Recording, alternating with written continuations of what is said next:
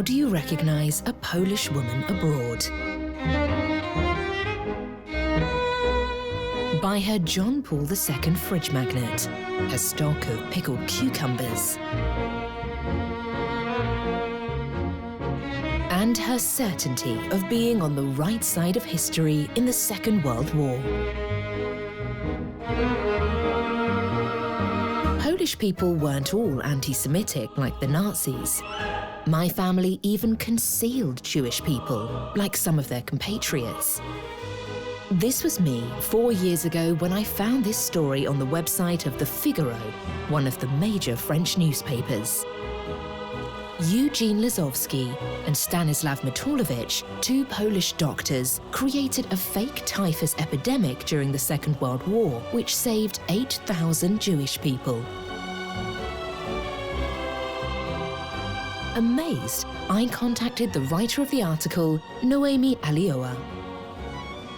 I came across the story by chance, and then I looked. I think this man must have a Wikipedia page. When you write articles for the website, they're based on articles that have already been written, but my article was very, very widely read. It was one of the most read articles on the Figaro website for several weeks. It had all the ingredients of a good story. It was almost incredible. 8,000? That's 6 times more than Oskar Schindler, the famous Nazi industrialist, I said to myself. And no one has heard of him? I need to show Spielberg and the world that they'd missed the real truth, that a Pole has done better than a German.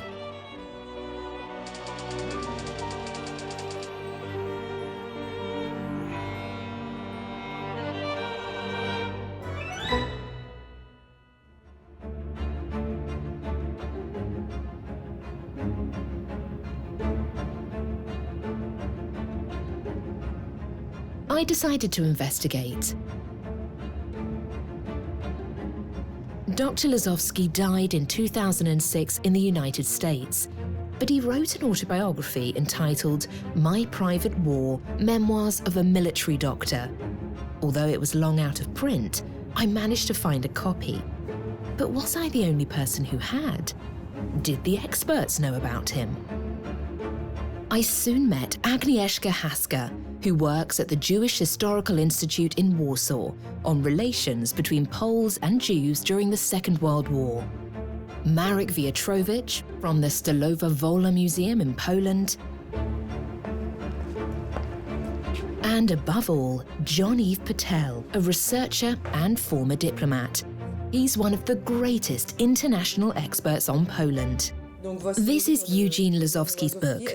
Have you heard of this Polish doctor who is said to have saved 8,000 Jews? It's a nice book, but I'm not sure that it's true because it seems a bit unlikely. Saving 8,000 Jews in this way at that time, given the climate of repression against Jews and the reign of terror against Poles, seems implausible to me. Do you know this book? Yes, I know this book.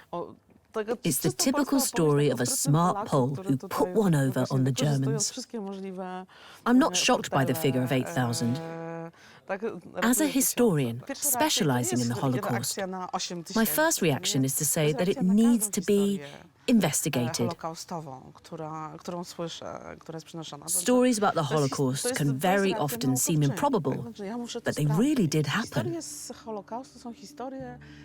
the role of the historian to check these things.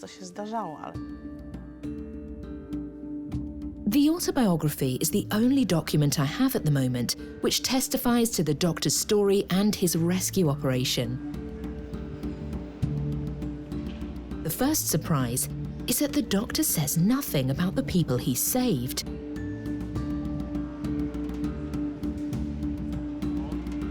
Were they Polish? Jewish? How many were there? How much faith should I place in a memoir written 50 years after the events? I would take the doctor's book very seriously. He seems to be intelligent, honest, and accurate about the events of that time. He doesn't seem prone to fantasy.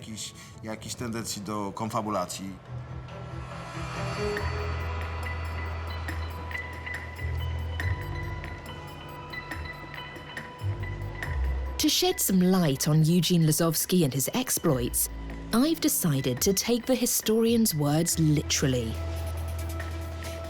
The doctor's autobiography will be my starting point. Written in 1993, the book will help me retrace the path of the man I hope will be the Polish Schindler.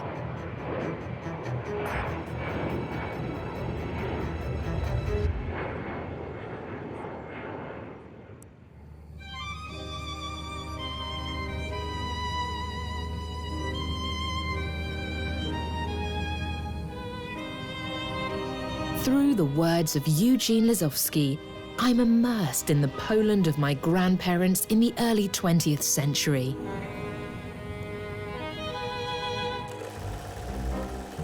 Eugène Sławomir Lazowski is born in 1913 in Częstochowa.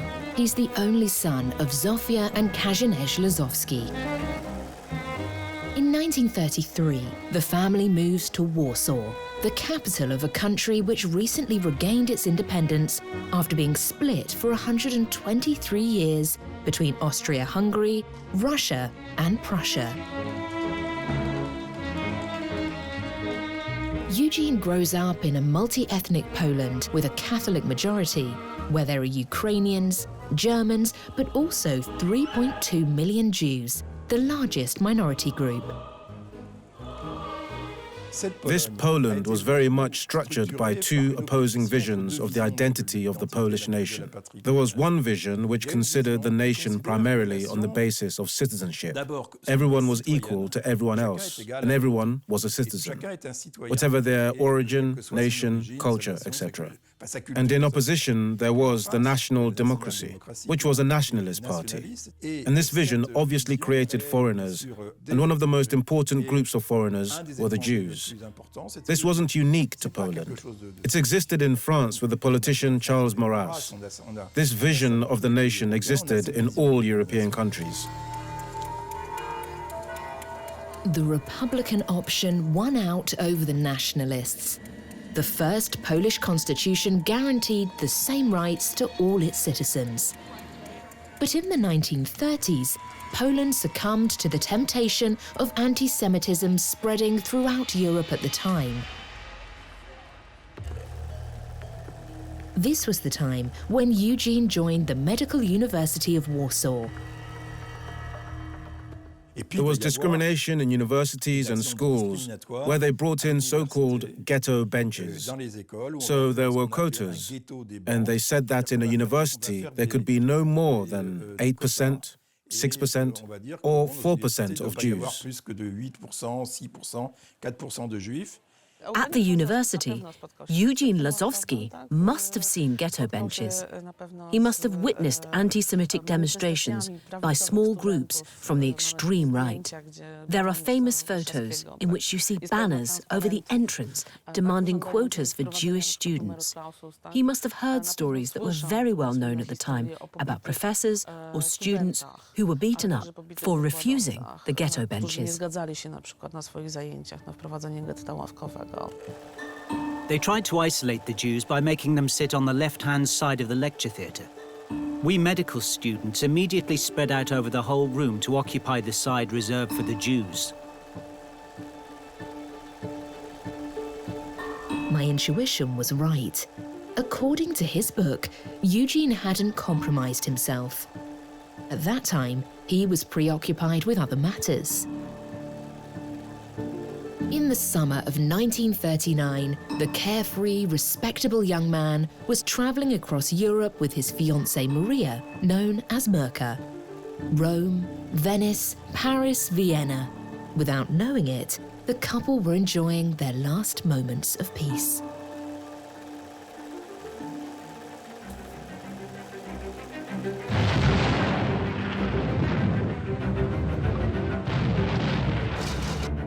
At dawn on 1st of September, the Germans began their work of destruction, the extent of which we didn't yet realize. That day, I was on duty at the hospital. The telephone didn't stop ringing. Messages poured in. Everyone's expression was grim. This was war.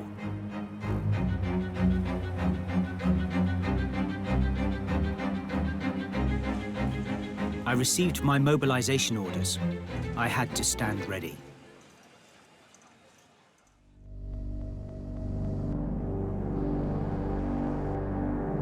As if one war wasn't enough, Poland was invaded on the 17th of September from the east by the Soviet Union. It was a direct consequence of the pact between Hitler and Stalin, who wanted to split the country. Caught in a pincer movement, the Polish army was defeated at the end of September. After mobilization, Lazowski was taken prisoner by the Germans, but he managed to escape from a convoy going to the Soviet Union and took refuge with his parents in Warsaw. But under the Nazi regime, the reign of terror took hold. The daily life of a non-Jewish Pole. And for Jews, it was even worse. The terrible thing was that a man could be arrested at any moment and sent to a forced labor camp in Germany. They deported over 2 million Polish people.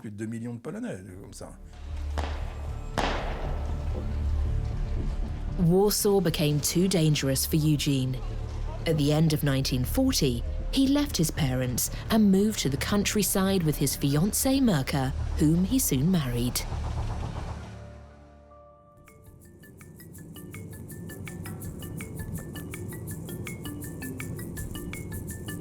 I'm following in the doctor's footsteps to the southeast of Poland. It's a 3-hour drive to the small town of Rozwad&oacute, now a district of Stalowa Wola, the neighbouring large industrial town. Rozwad&oacute has kept its old-fashioned charm. For 4 years, the Lazowskis lived here.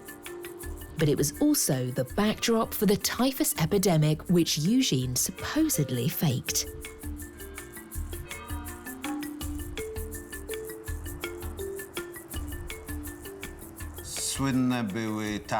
Rozwad&oacute was famous for its large market that was held twice a week. People came from far and wide to do business. There had also been a courthouse there for many years, which increased the town's prestige. People came for administrative reasons. It attracted large numbers of people. There were a lot of events.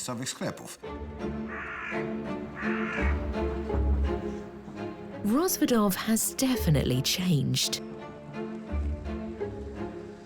First of all, I'm looking for the doctor's former clinic at number 23 on Rozwad&oacute's Central Square. This is where he worked and lived with his wife. It just so happens that someone else is making a pilgrimage to Rozwad&oacute at the same time as me. Mark Gerard, none other than the grandson of Dr. Lazowski, has just arrived from the United States. Mark has found a guide, also called Mark, who's an amateur historian in the town, a Pole who speaks perfect English. I join them on their visit and we go into the doctor's former clinic. This part of this first room was the office. And from what I understand, the doorway was on this side. And the office, pretty small office. I don't... So much smaller than I imagined. It was pretty rough here. There was a lack of food and lack of medicine, a lot of sick people coming through. And the doctor was just busy helping everybody, delivering babies, you know, treating cuts and small things too. This would be the room where they would be living. And this is Mr. Skro. Hello. This is Dr. Lazowski's grandson. This is where your grandfather's bedroom was. There was a stove for heating. Because the heater was here. Their bed was here. And they slept here. Says they would have a bed here, they would sleep There was a here, door here. and there was a door to a hallway. This was the kitchen area for your grandfather and grandmother. This was Dr. Lazowski's consulting room. He was very popular and very much in demand. He was the only doctor in the region. There wasn't even a dentist here.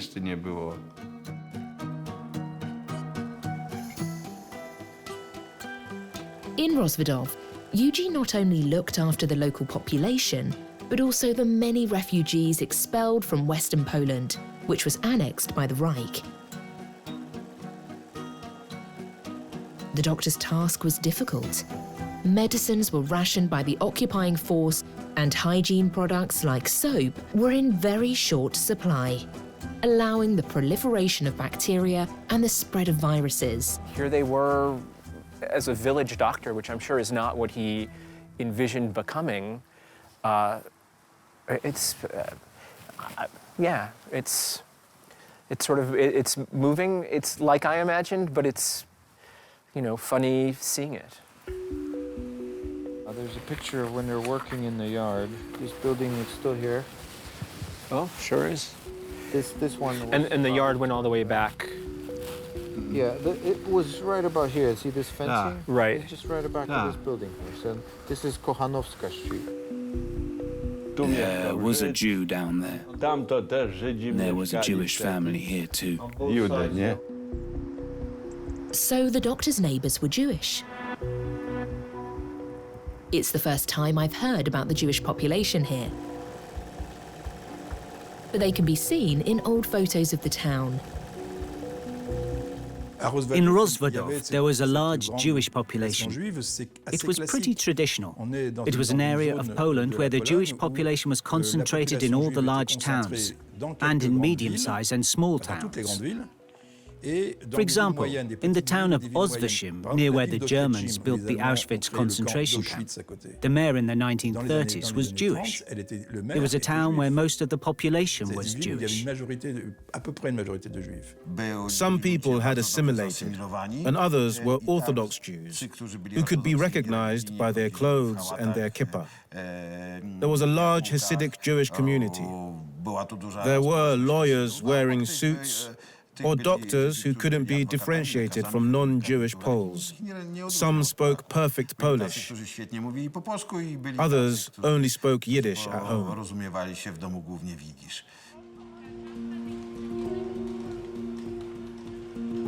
I learned that before the war, 2/3 of Rozwadów's residents were Jewish.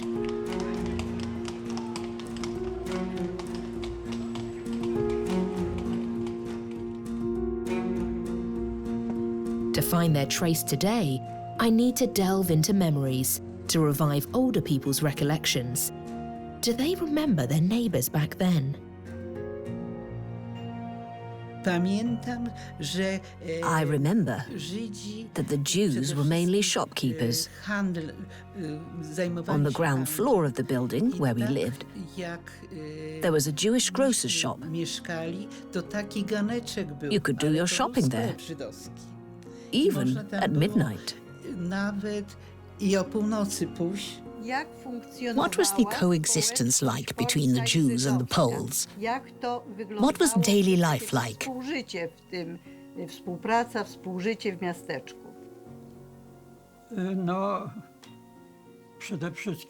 There was a lot of competition,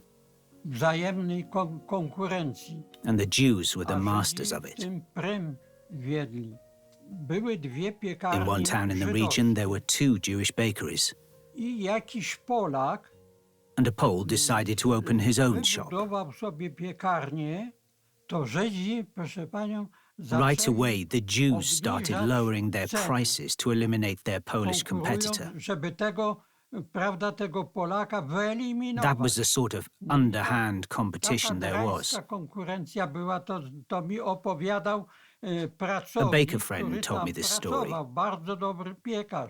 It shows just how devious the Jews were.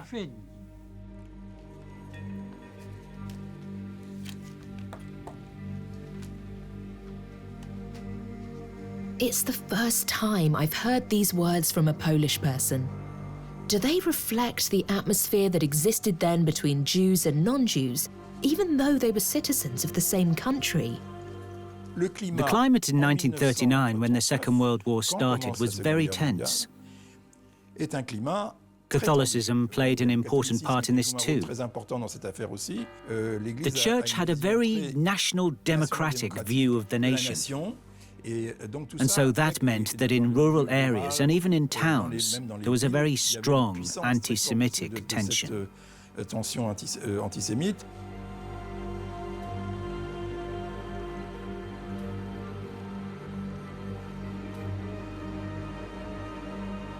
When the doctor arrived in Rozwadów in 1941, the Nazi occupying force was already firmly in place. Large farms were under German management, and the Polish population reduced to slavery. They were what Hitler called inferior people, or Untermenschen. And the Jews weren't even considered as human beings by the Nazis. In Warsaw, they were confined to a ghetto. Throughout occupied Poland, they were deprived of their rights and subjected to humiliation and torture. Their extermination had started. There was never a formal ghetto in Rozwadów, but Jewish people weren't allowed to leave the town. They received ridiculous food rations, and the Germans exploited their workforce. There was a synagogue in Rozwadów. I remember it as a magnificent building. The Germans forced the Jews to destroy it. When they took them away to work, the Nazis forced the Jews to chant this slogan: "Our leaders have taught us nothing. Only our beloved Hitler has taught us how to work." So how did the doctor react to the brutal repression affecting his Jewish neighbours? The people who lived just behind his fence. A hole in my garden fence became very useful. It allowed my Jewish neighbours to access medical treatment. I went through to their side, never the reverse, for safety reasons. We had a code. A rag hooked on the fence meant that someone needed me. Once the Nazis had organized the ghettos, they banned all contact between the Jews and non-Jewish Poles. So they banned all healthcare contact. So there shouldn't have been any links. He was risking two things. The first was that the Jew in question would be killed, and he himself risked being arrested. I think it's quite possible, and it's entirely to his credit, that he may have helped Jews, but it was very dangerous. No one would have invited witnesses. It's absurd to hope to find direct witnesses. This sort of thing went on in great secrecy. According to his writing, the doctor fits the profile of a righteous gentile, a man who saved Jewish people at the risk of his own life. He really might be my Polish Schindler. Eugene was brave. He joined the resistance, the Armia Krajowa, the AK. Made up of up to 300,000 members, often former soldiers, the AK was the largest European resistance movement in the Second World War. It received its orders from London, from the Polish government in exile. Our tour continues in the secret premises of the local AK unit in this now abandoned building. Before the war, this was a theater, And then when the war broke out, upstairs there was the Home Army Khedive unit, which was stationed here up in the attic space. They were responsible for all the sabotage missions, sabotaging trains, work in the factories. They sabotaged the guns. They would liquidate Germans, Polish collaborators. Wow. If you want to go, be careful. I'm going to use this flashlight to guide you a little bit.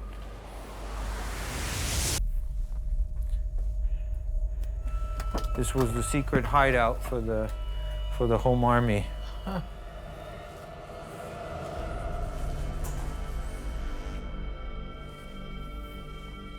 This is an interesting piece. This is an old Polish soldier.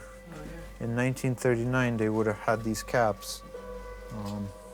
It's in pretty bad condition now, but it's the kind of stuff that you have here. So history is kind of frozen in this building.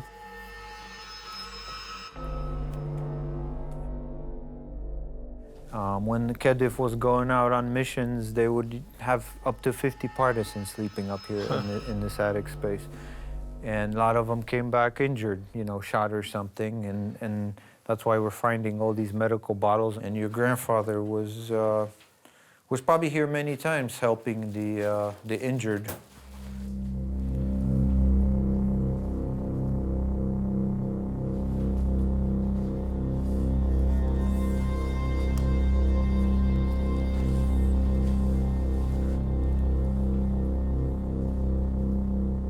Well, this building is remarkable as a piece of history. It's interesting the way the stories of the people here overlap with the pieces of my grandfather's book. It's an amazing life these people led. Some people survive and some people don't, and just what a time.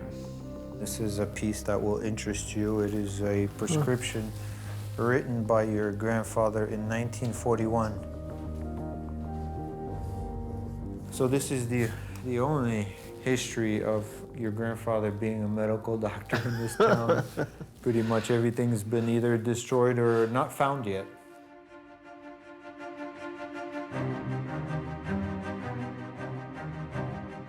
And what if these vials had been used to start the fake typhus epidemic? The one which may have allowed the doctor to save 8,000 Jews. The idea for this rescue operation came with the arrival of a university friend of Eugene's in the region, Dr. Stanislav Matolovich. In Warsaw, Matolovich had been doing research into typhus, a devastating disease. With no effective treatment, typhus terrified the Nazis. Typhus at that time was a deadly disease. That was why the Germans were terrified of it. They didn't want it to spread through the army or the German civilian population. Matolovich had made a remarkable discovery. By injecting a healthy patient with the Proteus OX19 bacterium, which is harmless, he obtained what is called a false positive result in the diagnostic test for typhus. In this way, he could pass off a healthy patient as someone suffering from typhus. Matolovich told his friend Eugene about his discovery, secretly. Eugene then had an idea which would change the course of his life.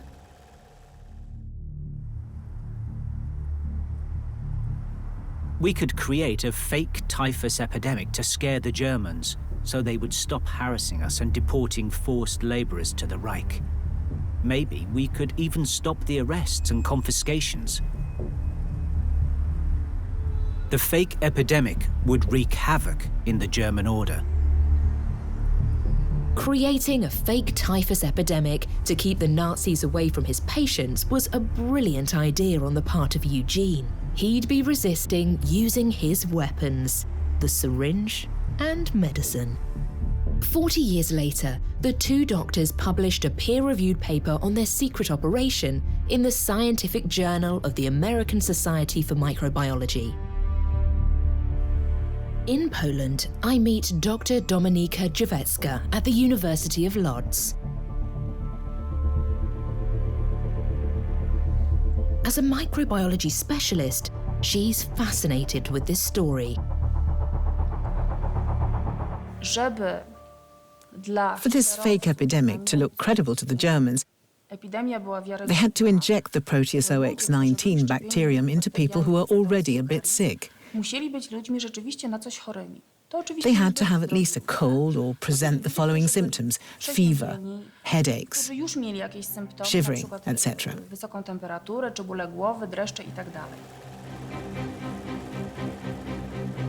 The doctors worked in several villages.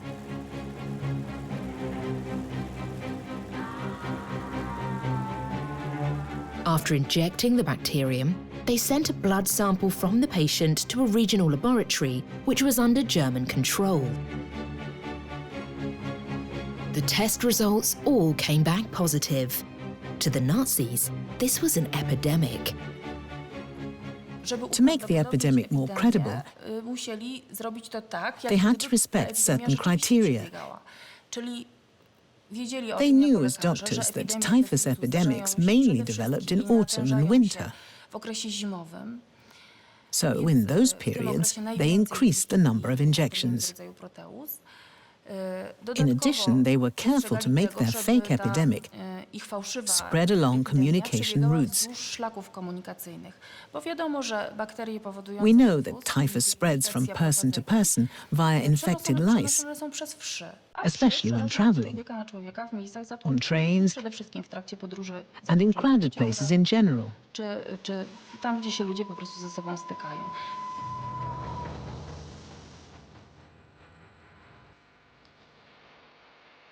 We acted, of course, in the utmost secrecy.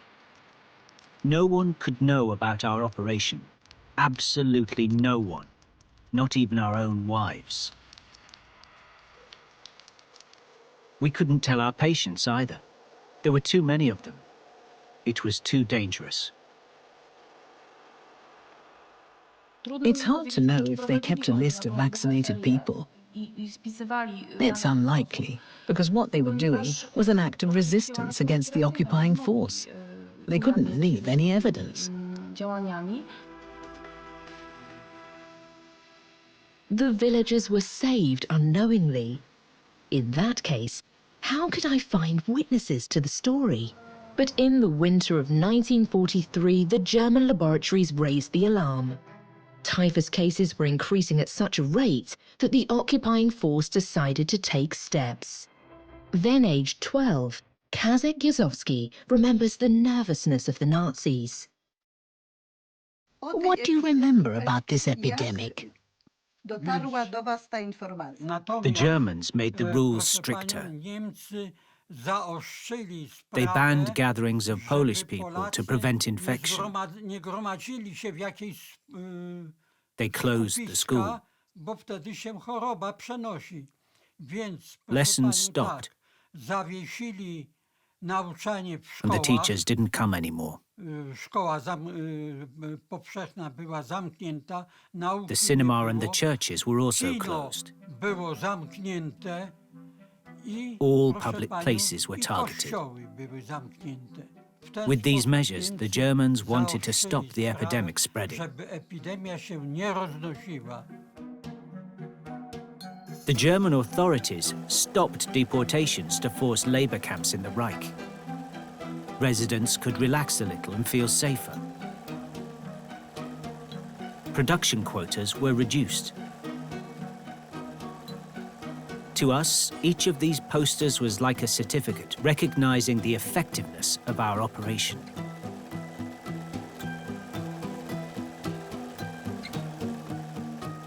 But the German authorities started having doubts. Not enough people were dying in this epidemic. In early 1944, a German medical team arrived in the village of Turbia, which was in quarantine. They wanted to see the patients with their own eyes. Warned by the doctor in charge of the region, Lazowski staged his fake epidemic.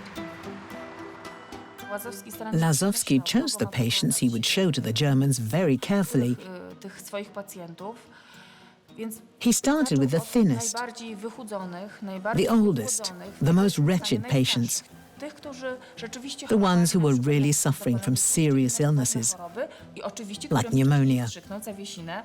He'd previously injected them, of course, with the Proteus OX-19.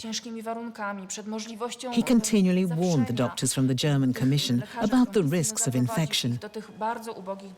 He showed them the poorest, the most dilapidated, poorly lit and dirty homes.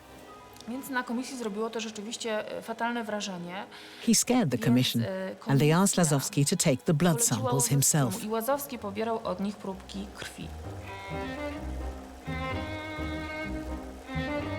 The SS doctors were convinced by the performance and officially decreed that the epidemic was genuine.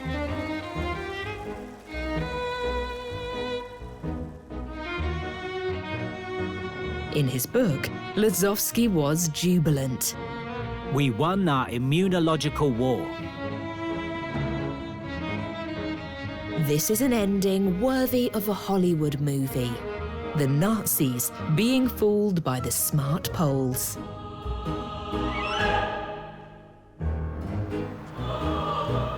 While the written evidence, often destroyed, of this story is limited, one meeting will be decisive in my investigation, the one with historian Dionysy Garbacz.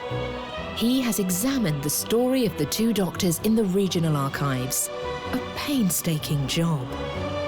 In his envelope is the statement of the priests in Turbia, the village where the Germans sent their commission of SS doctors. I found a statement from the priest, Father Blair, made in the investigation ordered by the local diocese in 1945. This is what he writes. A German commission arrived to verify the typhus cases. The German commission recognized the veracity of the epidemic. The German army didn't stop in Turbia because of the typhus. People were not forced to give their milk production quota to the Germans, and deportations of forced laborers were halted. Some young people took refuge in Turbia to avoid deportation. Around Easter, the health authorities from Krakow officially declared the epidemic was over. They said there were not enough deaths. The priest, Father Blair, and Dr. Lazowski described the same story. Exactly the same story. As a historian, do you confirm it? No doubt about it. So it's certain. The doctor saved his countrymen by injecting them with a fake virus. He's a hero of the resistance. All that remains for me is the central question which will make him into my Polish Schindler or not. Were Jews among those saved, and how many?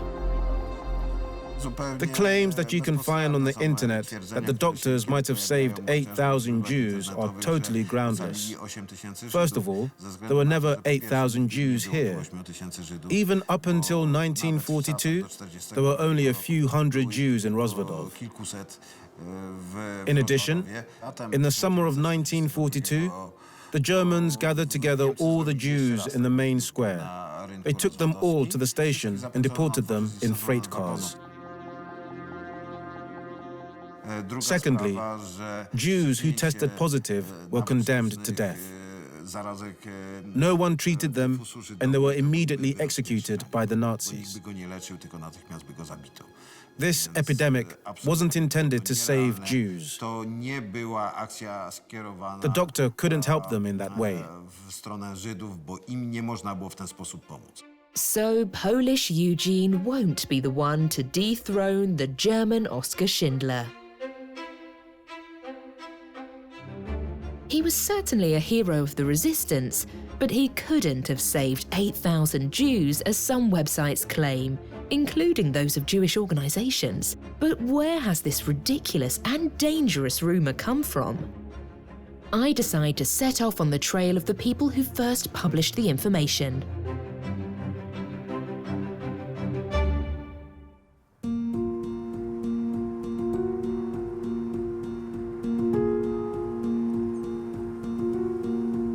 "67 years after the events in Chicago, USA, in August 2001, the Chicago Sun-Times, one of America's leading daily newspapers, published on its front page an article with an eye-catching headline, "Chicago's Schindler." It was the incredible story of a Polish doctor who arrived in America in 1958.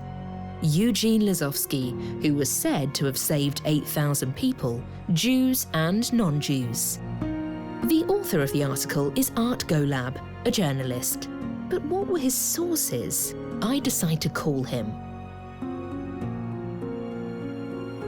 Hello, is this Mr. Golab speaking? I have the Polish version of his book, and he never mentions that he saved any Jews. So I was just wondering where this information was coming from. If my article doesn't mention any other confirming sources, that probably means I couldn't find it. And ideally, we would have been able to find somebody who's Jewish and was saved. I don't have a lot of contacts in Poland. The title is quite catchy. I mean, everybody knows who Schindler was. How did this idea come up? Well, you know, like so many newspaper reporters, I did not have control over the title. That story was very heavily edited by my boss. He came up with that title. I wouldn't say it was the most accurate with a story about just saving Poles. I mean, it's an interesting story, but we wouldn't have run it, probably, or it would have run a lot smaller. That statement leaves me speechless.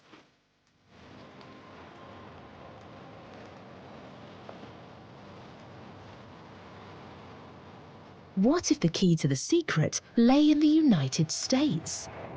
After all, his family still lives there. Eugène moved there after the war with his wife and his daughter Alexandra, who was born in 1942 in Rozwad.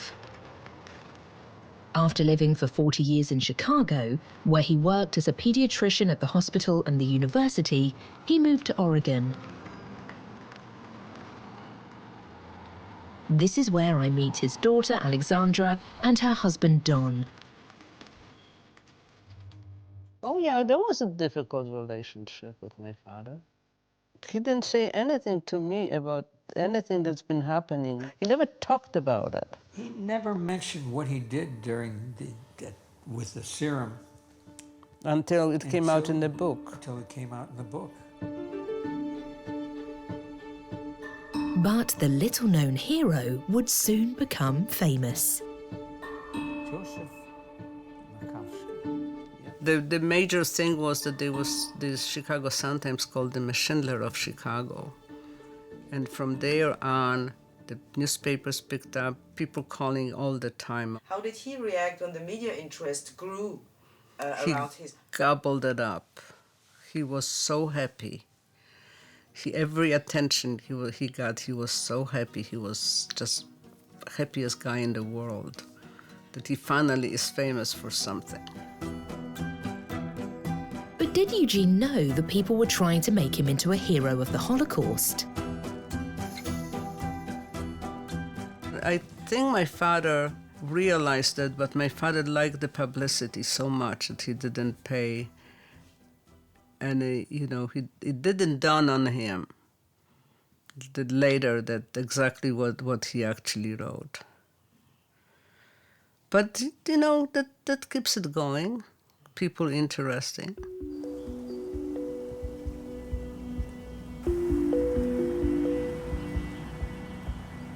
My investigation put me on the trail of a young woman who met the doctor at that time. In Chicago, I'm meeting Alyssa Parcham. As a history student in 2001, she came across the article in the Chicago Sun-Times and decided to write her dissertation on the doctor's actions. I thought that he had done something very similar to Oskar Schindler. He found a way to save many Jewish people during the Holocaust, and the fact that he was a doctor made it more intriguing to me because he wasn't, he didn't have a factory, he didn't have a place to, how do you hide people? And so I contacted Art Golab from the Chicago Sun-Times and asked him if I could get some of his references and stories, and he pretty much brushed me off. So Alyssa decided to meet Eugene in person. And within 5 minutes of talking to him, I realized that the story had nothing to do with what Dr. Lazowski had done. He was actually ashamed that it had been turned into something that wasn't true. He was upset that the news had been falsified. After talking to Lazowski, Alyssa called the Sun-Times again and asked to speak to the editor. His editor kind of said, well, we're sorry, but they weren't going to reprint a retraction or do anything. And so I was very disenchanted with the media, we'll say, at the time, because they just wanted to sell papers. They didn't really want to hear a real story.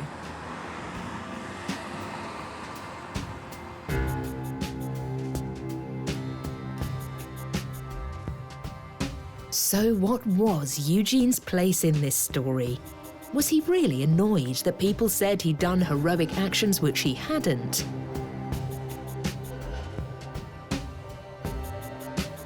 Lazowski died on the 13th of December 2006, a few days before his 93rd birthday. Dr. Matulovich made his career at the University of Congo in Zaire. After he returned to Poland, he disappeared from view. What remains is their story, which is no longer theirs. Stories that are discovered late, like that of Lazowski told in the article, show just how much people like to romanticize the Holocaust and the Second World War. It's not a uniquely American phenomenon. We always want the stories to be extraordinary, and we add all sorts of details. We see it in films, in books. I call it a sort of Holocaust kitsch.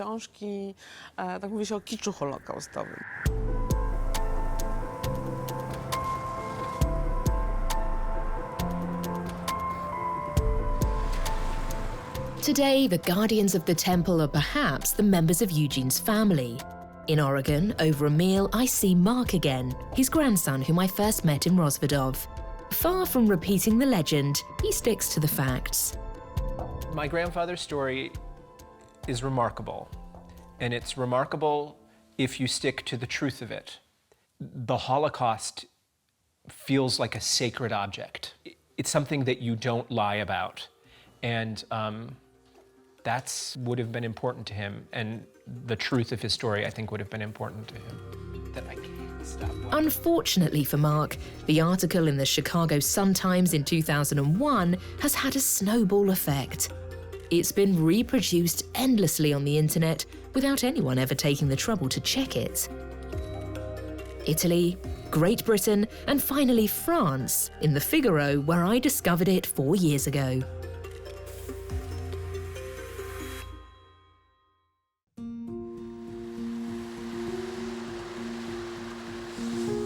After being forgotten for years, Eugene's legend intrigues people in his own country. Its rediscovery coincides with efforts by the authorities to promote the Polish righteous, both at home and abroad. Indeed, few people know that Poland has the highest number in the world, almost 7,000.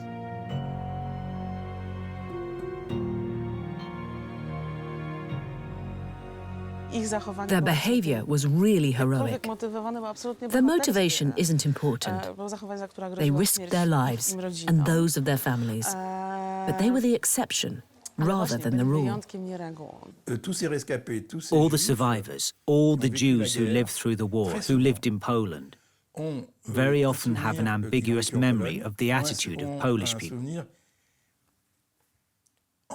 They were often saved, or they were able to escape because of one Pole.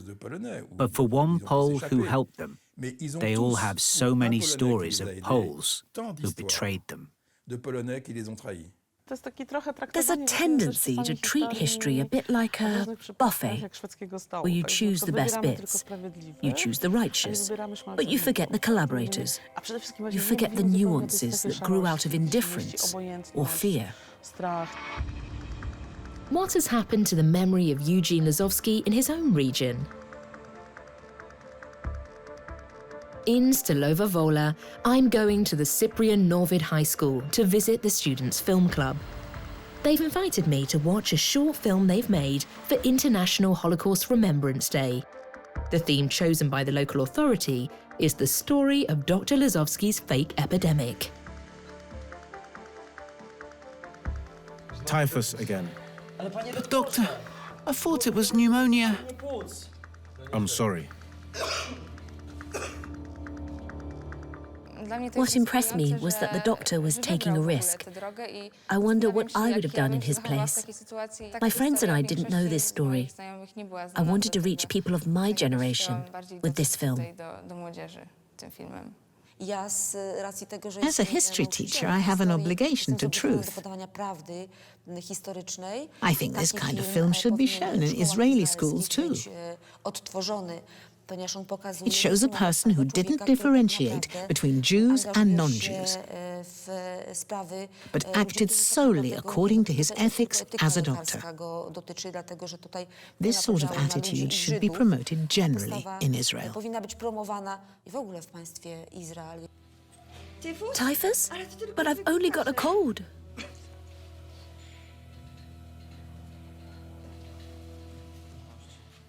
Doctor, are we going to die?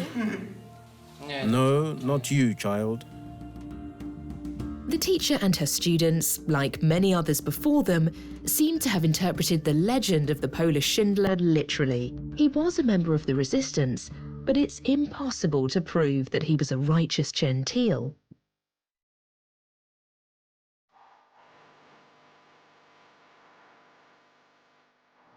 My journey ends in Israel, where I make one final discovery.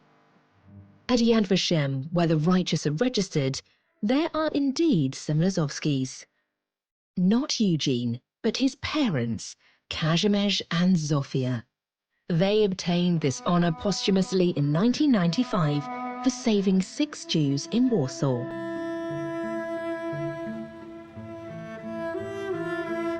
In Jerusalem, I meet someone who can confirm their deeds. Ilana Helling, the daughter and granddaughter of a family hidden by the couple from 1943. It was heroism at the time, that's for sure, because most of the population didn't do it. So I think they were, maybe in a way, they were heroes. The irony of the story is that one hero may hide others. But Eugène and Stanislav also did something remarkable.